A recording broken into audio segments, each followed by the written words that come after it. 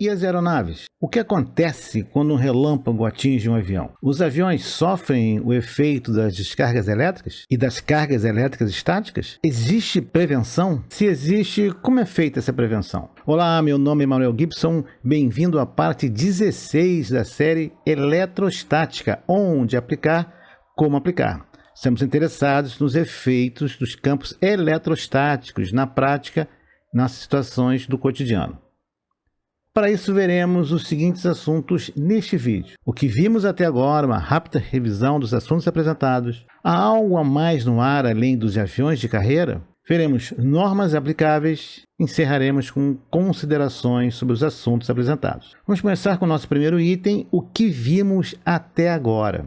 Nos ambientes a proteger dos campos eletrostáticos, primeiro vimos operação e manutenção de equipamentos e dispositivos eletroeletrônicos. Em seguida, abordamos o transporte, carga e descarga de combustíveis, com as terríveis consequências que as cargas elétricas podem produzir. Também vimos operação e armazenamento de grãos. Também abordamos as questões de explosões nesses silos. Estamos vendo neste vídeo aeronaves, o efeito de cargas elétricas em aeronaves. Um lembrete, não é o acúmulo de cargas que mata ou destrói, é o súbito equilíbrio ou a descarga súbita, violenta, explosiva produzida pela corrente. Por isso, devemos primeiro evitar que as cargas se acumulem. Se não for possível evitar o acúmulo, devemos adotar a seguinte estratégia: limitar a corrente de equilíbrio, fornecendo um caminho de descarga que minimize os danos. É simples, é só isso. O conceito de eletrização é basicamente o acúmulo de cargas elétricas estáticas. Pode ser obtida por contato, pelo atrito ou por indução. No caso da aeronave, basicamente atrito. Como a gaiola de Faraday protege contra um relâmpago, uma descarga atmosférica? Mecanismo: quando o relâmpago incide na fuselagem da aeronave, a superfície externa condutora distribui as cargas ao redor da aeronave, mantendo o campo elétrico interno resultante igual a zero, em princípio. Componentes: em edificações, tem-se o para-raios, condutores do telhado, os condutores de descida e um sistema de aterramento específico. Já não é possível isso em aeronaves. Veículos: a recomendação é que, em caso de descarga atmosférica ou linha de alta tensão caída, permaneça no veículo. É o local mais seguro. Procure informar-se sobre maiores detalhes do assunto. Conforme comentado em diversas oportunidades ao longo desta série, a proteção contra os efeitos prejudiciais das descargas eletrostáticas, ASD, envolve dois princípios fundamentais e básicos. Evite o acúmulo de cargas elétricas estáticas. Providencie um caminho para o escoamento dessas cargas que reduza ao mínimo possível os possíveis danos. Esses procedimentos são a base dos métodos de proteção contra a ASD, incluindo aeronaves, é claro. Diferente de instalações prediais, não é possível o aterramento de uma aeronave, pelo menos não enquanto estiver em voo. Mas será possível descarregar uma aeronave em pleno voo? Caso seja possível, como isso é feito? E um caminho para descarga, como obter? Veremos agora no nosso próximo item. Há algo a mais no ar além dos aviões de carreira? Como as aeronaves se protegem das descargas atmosféricas? As aeronaves funcionam como uma gaiola de Faraday, porque as fuselagens de alumínio são condutoras. O alumínio é um material condutor, um bom condutor, permitindo que as descargas atmosféricas percorram pelo exterior dessa aeronave, sem provocar danos aos passageiros ou dispositivos eletrônicos dentro da aeronave. Isso cria uma barreira eletrostática que mantém a cabine segura. Os aviões são atingidos por descargas atmosféricas cerca de 1 ou 2 vezes por ano em média, e as proteções funcionam muito bem. A gaiola de Faraday, vimos isso no vídeo anterior, é uma estrutura de material condutor, podendo ser fechada ou de malha. No caso de aeronaves, é fechada, é a própria estrutura externa de alumínio da aeronave. A finalidade da gaiola de Faraday é bloquear campos elétricos externos, estáticos e não estáticos, criando uma região interna protegida de campos eletromagnéticos, ou seja, uma blindagem eletromagnética. Foi inventada por Michael Faraday em 1836 e tem como finalidade proteger equipamentos sensíveis da interferência eletromagnética, das descargas atmosféricas e pulso eletromagnético. Esse efeito é obtido pela distribuição das cargas elétricas ao longo da superfície externa. Vemos na figura figura um cilindro fechado de alumínio, representando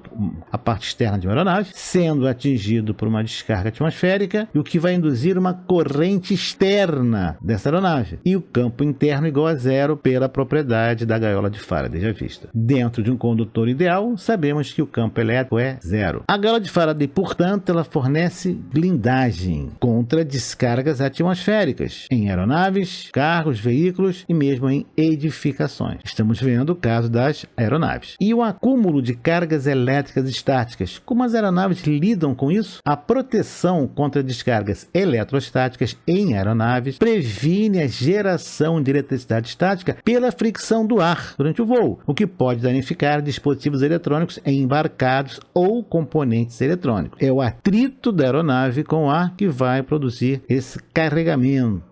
Os métodos fundamentais utilizados são varetas de descarga estática nas bordas das asas, ligações elétricas na estrutura da aeronave e procedimentos rígidos de aterramento da aeronave para dispositivos sensíveis à descarga eletrostática durante a manutenção. Vejamos o primeiro exemplo: varetas de descarga eletrostática. Essas varetas são pequenas hastes localizadas nas asas ou ailerons, cuja função é dissipar a carga acumulada para o ar durante o voo, a fim de prevenir interferência, rádio ou danos. Você provavelmente já deve ter ouvido a frase: a eletricidade escapa pelas pontas. A razão é que quando cargas elétricas de mesma polaridade são forçadas em um pequeno volume, essas cargas tendem a se repelir fortemente, buscando um potencial menor ou uma região de menor densidade volumétrica de carga. Sim, você lembrou bem, os para-raios têm pontas, isso ajuda. Os aspectos básicos das varetas de descarga eletrostática são: finalidade. As varetas, portanto, previnem a estática de precipitação, que gera ruído rádio em tons de alta frequência, afetando a precisão dos instrumentos e provocando interferência nas comunicações. Mecanismo de funcionamento? Utilizam resistências elevadas, da ordem de 6 a 200 megohm, assim de facilitar a descarga de corona, ao invés de uma descarga súbita e violenta. Percebe como os conceitos estão sendo aplicados repetidamente? Não se descarrega rápida e violentamente, e sim mais devagar. Localização: são instaladas nas bordas de ailerons, elevadores, leme, ponta de asas e de estabilizadores. Aplicação: são utilizadas durante o voo para o contínuo dreno das cargas estáticas, devido ao atrito do corpo da aeronave com o ar, chuva, neve ou mesmo poeira. Manutenção: são inspecionadas nos procedimentos de pré-voo para verificação de danos ou falta de alguma, já que tais falhas podem até mesmo inviabilizar a decolagem da aeronave, por infringir procedimentos operacionais de segurança previstos nos manuais de voo. Na figura observamos as hastes de descarga eletrostática de uma aeronave. As primeiras varetas foram utilizadas com sucesso em aviões militares durante a Segunda Guerra Mundial. O que as varetas de descarga eletrostática não são? As varetas de descarga eletrostáticas das aeronaves não são para-raios, não recebem nada, apenas expulsam cargas acumuladas na aeronave. As varetas de descarga eletrostática das aeronaves não protegem a aeronave da incidência de uma descarga atmosférica direta, que atua apenas no corpo do avião. Não são apenas os aviões que devem ser protegidos da descarga eletrostática. Os helicópteros também. Os danos e riscos da descarga eletrostática em helicópteros afetam a tripulação, operadores de carga e dispositivos de aviônica sensíveis. Os helicópteros podem produzir tensões da ordem de 300 kV, o que requer a aplicação de equipamentos de teste especializados, ferramentas de aterramento e protocolos de segurança. O procedimento de aterramento ao aterrissar pode envolver uma barra ou haste de aterramento, operada por pessoal treinado durante o pouso. Ligações elétricas na totalidade da estrutura. Isso assegura que todas as partes metálicas da aeronave interna estão conectadas eletricamente, de forma que as cargas elétricas induzidas pela descarga atmosférica podem mover-se livremente, evitando-se assim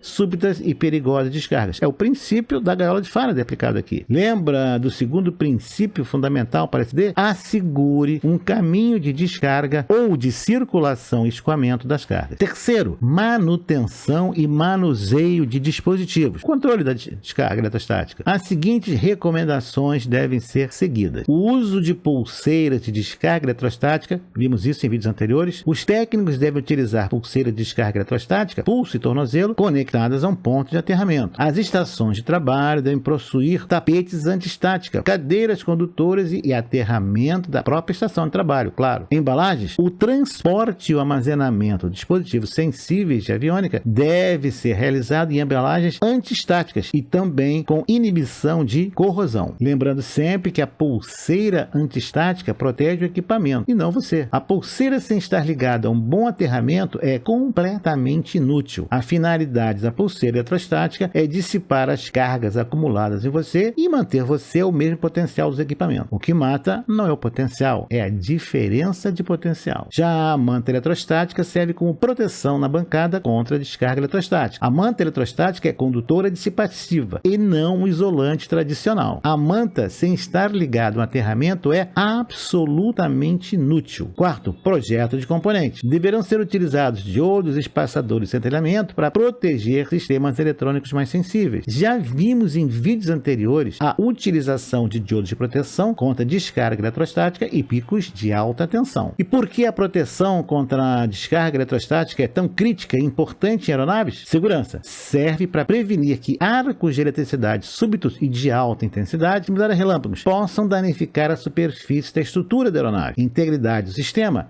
Protege equipamentos sensíveis de navegação de missões críticas, comunicações e computadores de danos ou falhas. Segurança do combustível. Previne que descargas eletrostáticas causem centelhas perto dos tanques de combustível. Seria ameaça de explosão. Resumindo, como se proteger da descarga eletrostática em aeronaves? Primeiro, utilizando-se as varetas de descarga eletrostática. Depois, continuidade da condutividade elétrica no corpo da aeronave. Terceiro, manutenção e manuseio de dispositivos segundo procedimentos apropriados e o projeto de dispositivos e componentes compatíveis e resistentes à descarga eletrostática. Normas aplicáveis? A BNT-NBR 14544 especifica os requisitos básicos gerais para a proteção de componentes eletrônicos sensíveis a descargas eletrostáticas. A BNT-NBR 9539 contempla informações sobre cuidados com a metalização e proteção contra cargas eletrostáticas, fundamental para a integridade estrutural